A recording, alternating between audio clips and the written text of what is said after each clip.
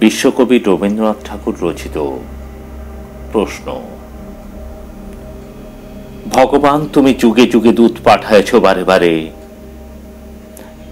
দয়াহীন সংসারে।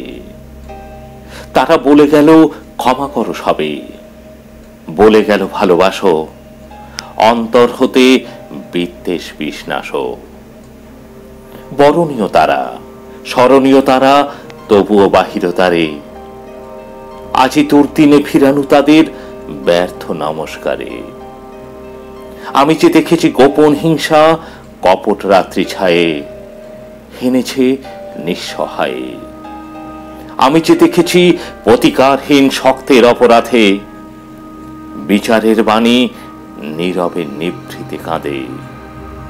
আমি যে দেখিনু তরুণ বালক উন্মাদ হয়ে ছুটে কি যন্ত্রণায় মরেছে পাথরে নিষ্ফল মাথা কুটে। কণ্ঠ আমার রুদ্ধ আজিকে বাঁশি সঙ্গীত হারা অমাবস্যার কারা। লুপ্ত করেছে আমার ভুবন দুঃস্বপ্নের তলে, তাই তো তোমার সুধাই অশ্রু চলে। যাহারা তোমার বিষায়েছে বায়ু নিভায়েছে তব আলো, তুমি কি তাদের ক্ষমা করিয়াছ? তুমি কি বেসেছ?